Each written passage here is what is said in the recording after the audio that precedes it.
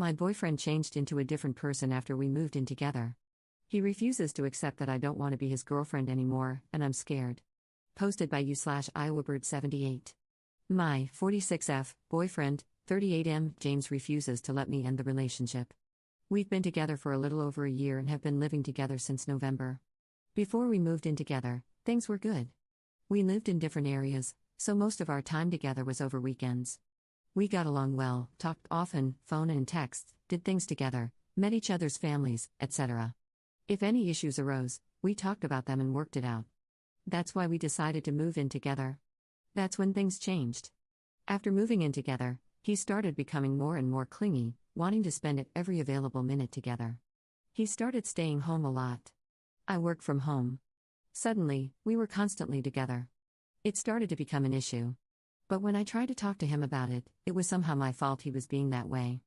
I wasn't giving him quality time, because being in the same room with someone isn't being together, just occupying the same space. So I made it a point to give him one-on-one time, without distractions, daily. It got worse. He started throwing tantrums. We'd get invited somewhere, and at the last minute, he'd decide he didn't want to go but said it was fine if I did. I wouldn't be gone 30 minutes before he'd start texting me, and he'd text nonstop the whole time.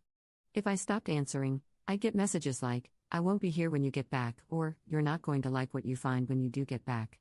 Then, when I did get back, regardless of whether I came back right away or hours later, he'd be crying and telling me how neglectful and dismissive I was of his feelings. At first, I listened and apologized, and tried to be more mindful. But then his insecurities started.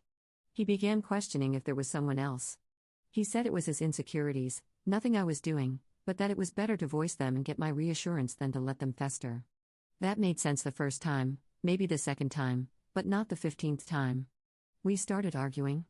When exactly would I have time for someone else? We are never apart for more than 10 minutes. It just got worse. He started arguments over nothing. Nothing would be going on, nothing would happen, he'd just come into the room yelling. He's read my journals. He either goes through my phone or has installed spyware on it. He questions me about things I've written in the journal or text messages, then tries to lie and say he read them over my shoulder. This week has been the worst yet. We were out for dinner, and he decided it was the appropriate time to discuss things in our relationship, at a very public, intimate dinner setting.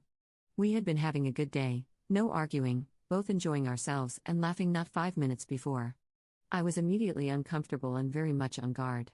I don't like airing my dirty laundry, and he knows this. He insisted on talking about it right then. I said it wasn't the place or time. He wouldn't stop. I wasn't engaging. After a few minutes of this, he decided we needed to leave because my demeanor was making him look bad. Everyone could see something was wrong, and it was making him look bad. We got up and left without eating a meal we'd already paid for. On the way home, I started to quietly cry, and he started yelling. He was driving erratically and too fast. I told him to slow down. He slammed on the brakes, from 77 to a full stop in the middle of the interstate, twice. We are lucky we didn't cause an accident and hurt other people. He wouldn't let me out. This went on for the whole 2-hour ride home. I ended it that night. I told him it's over. I'm not doing this anymore. That car ride was the last straw. He refuses to leave. He says if I want him out, I'll have to evict him. He begs, he cries, he takes my keys so I can't leave, he threatens to kill himself. I don't want to go to my aunt's because she doesn't need the drama. I have no other family close. I have nowhere else to go. I can start the eviction process, but that takes a month or longer. He just keeps saying he can get better. I don't care if he can. I don't know what to do. Am I really going to have to deal with this until I can evict him? The police here won't do anything because he hasn't physically assaulted me.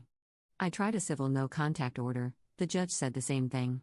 I called a lawyer, same thing. Until he physically assaults me, there's nothing they can do to help me. How do I handle this? /relevant comments. Commenter.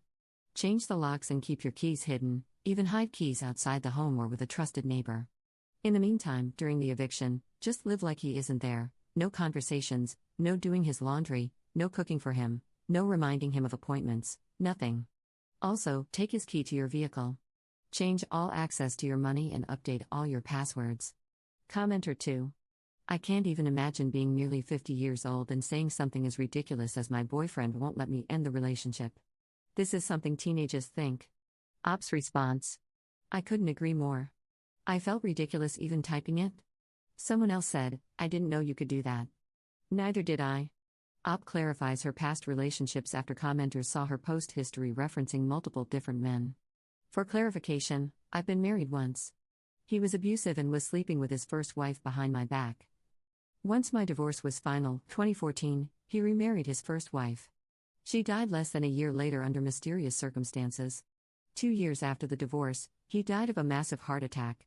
He has a son that I raised for years, who is 17 now. My boyfriend died in 2017. He fell asleep while driving home from work, graveyard shift, crossed the center line, and hit a semi head-on. The steering column was pushed into his chest, broke his ribs, and a rib punctured his heart. He was pronounced dead at the scene. He was a mile from home. The next one was in 2018, he cheated and was an alcoholic. We split up in October of 2023. I met my current boyfriend in December of 2023. I know that's not much time between the last two. Also, I'm not questioning whether I should get out of the relationship, just how to handle this until I can get him out of my house. I own my home, so there is no landlord to speak of. I've called the police, a lawyer, and my county judge. I'll say that since he hasn't physically assaulted me, there is nothing they can do to help. Update 4 months later. It's been 4 months, and I thought I'd post an update. I took some of the advice and filed for eviction a week after my original post. I switched bedrooms and placed locks on my bedroom and office doors. I tried to stay calm and not engage in arguments, doing my best to keep things smooth until the eviction. He was not having it.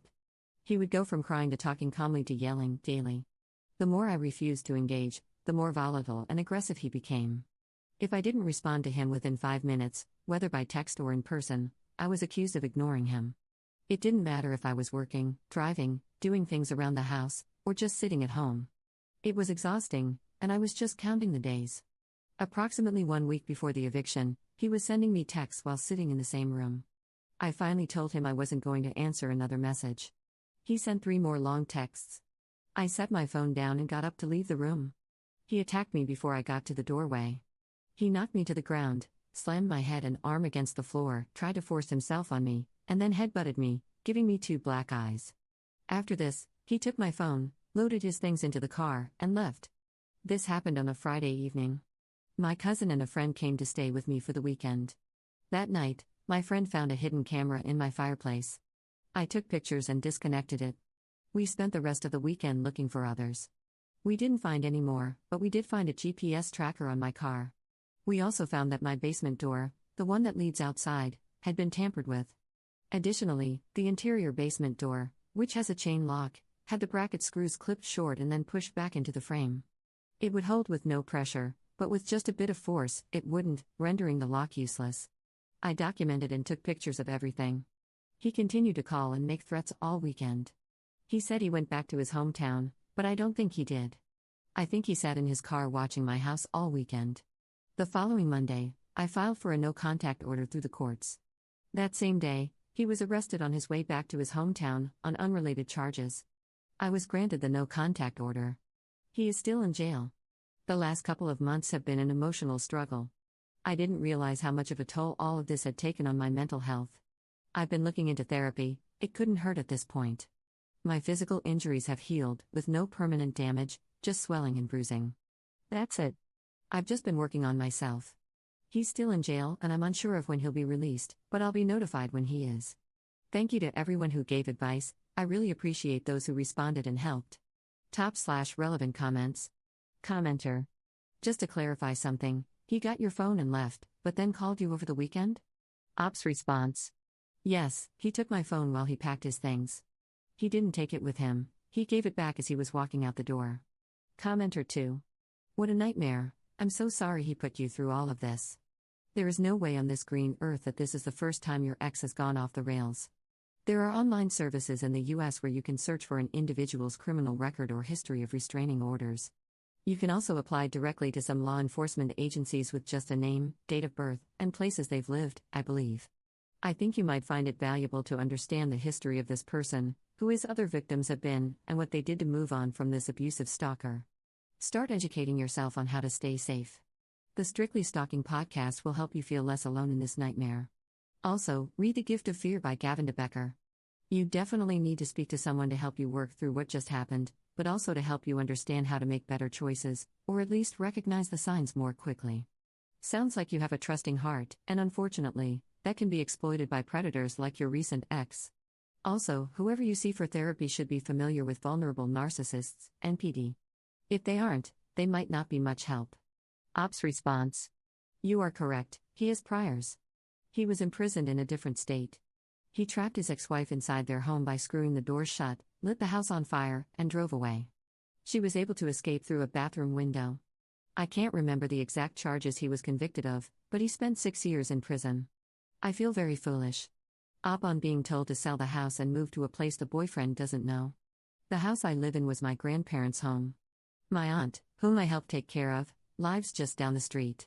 My son, who lives in an adult assisted living facility, is also here. I know it would be best to move, but I don't think I could sell my grandparents' home or leave my aunt and son, though I know staying is a bad idea. Upon reporting the assault and getting counseling. Assault, I tried. I called the police station and spoke with an officer. Unfortunately, I'm a felon, drug charges from 2009. I did some time in prison and was discharged in 2014. I haven't been in trouble or returned to that life since. When I called to report it, the officer who took my call was one of the officers involved in the raid on my home when I got my charges. Once he asked for my name and I told him, his response was, "Oh, well, can't help you." I asked what to do if he couldn't help me. He said I could try to file a no-contact order through the courts. So that's what I did. Counseling, I've started looking into it. I've got to find one that my insurance approves. Op adds an edit to her post. I really appreciate everyone's advice and concern, it truly means a lot. I decided to heed everyone's advice and move. I went and spoke to my aunt and told her everything. I had previously told her very little. She has offered to buy the house so it can stay in the family. We've also found someone to come twice a week to help her with household tasks and arranged a daily meal delivery service. I've also spoken with my son, and he assures me that he is and will be okay. He'd rather I be safe. I work from home, but my boss is helping transfer me to a different office and assured me that I don't have to wait for that to happen before I move. I'm also now working with a DV organization. I've been in contact with an advocate who is helping me navigate through all of this. I'm overwhelmed and stressed, but I'm doing what I need to do so that I'm safe. I'm sad and disappointed in myself for putting my family in this situation and making them have to rearrange their lives because of my bad choices.